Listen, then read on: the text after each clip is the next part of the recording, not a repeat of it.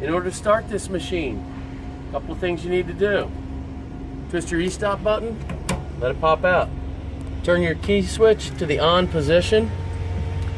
Hit our engine start twice. Once will activate your Yanmar display. Push and hold the second time. Engine's now running, blower's blowing. We're going to activate our remote. In order to do that, twist our e-stop here, let it pop out.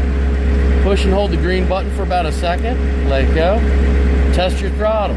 Hit engine increase a couple of times, and you can see our RPMs have gone up. I'll set my remote down. I'm going to hook up my pendant. This 2-button start-stop station is called the pendant. There's a dummy plug in the receptacle into which the pendant is plugged. Pull that dummy plug. Occasionally you may need to blow this out with some compressed air if it gets condensation. Might not have a good contact. Your symptom would be that you started the machine and the airlock still doesn't spin. In any event, when this is a good dry, good connection, push your pendant plug in. When I hit start, the airlock should start turning. I hit the start button, and indeed, our airlock is turning. Now, I want to get the floor moving. I've already got my airlock moving, my remote is working.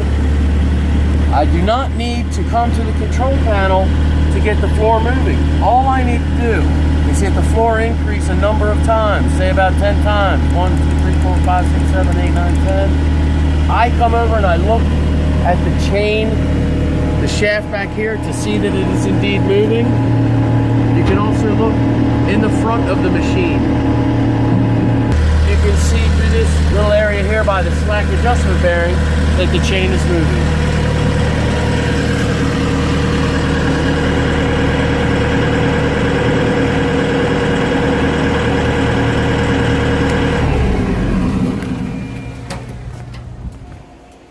As far as maintenance goes, once you've cleaned this machine out at the end of the day, you've emptied the hopper, you've emptied the airlock, you've put your hose away, you should all the time, every day, certainly every week, but this should be done daily. Every time you're doing a load, undo these bolt latches here that hold this access panel up and closed. So just undo these, drop this down, and any material that is built up on the underside of this chain will fall out.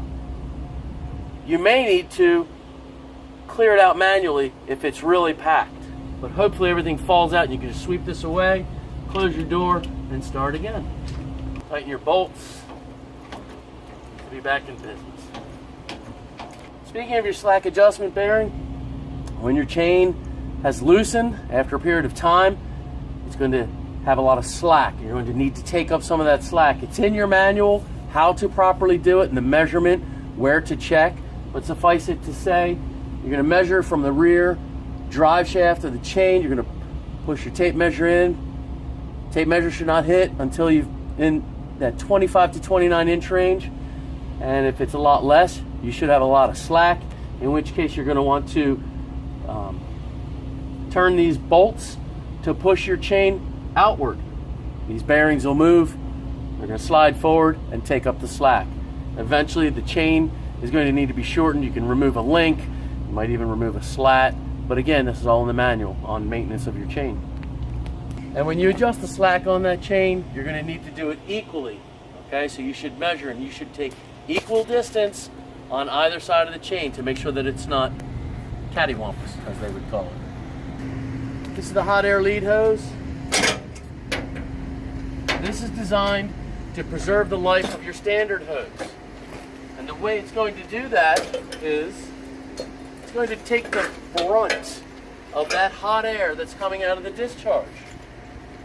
After the blower's been running for a while, say a couple of hours, the air that's coming out of here is going to be very hot. Couple that with the abrasive material that's coming out, and you're going to put a lot of wear on the initial run.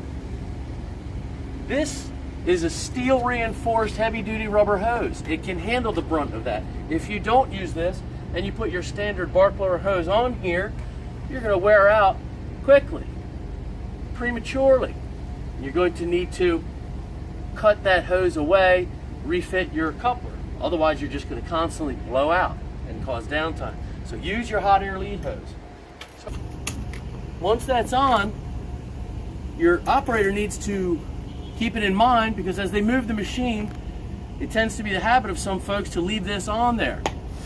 It's okay if you do, but recognize that if you hit a sign, a hydrant, curb, whatever, this could bend. When it bends, this is not very forgiving because it's so stiff and so rigid. It's designed to withstand a lot of force. It's not designed to be bent. So that opening that is nice and round, that allows for good flow, once it's compromised, it's going to be extremely hard or near impossible to get it back. So if it's like so, you're going to restrict your flow, impede your material that's coming out, and it could cause plugging issues. Turn our hot air lead hose back towards us, right?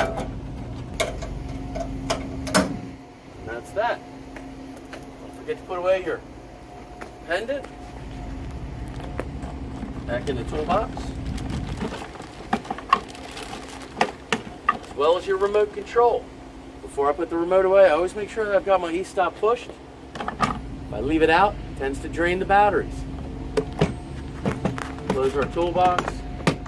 Make sure my key is off, and this e-stop is pushed as well. I don't want to drain the battery on the machine either. So e-stop in here, key turn here, e-stop in on your remote, lengthens the life of your batteries. This machine comes with an electric tarp. This button activates it.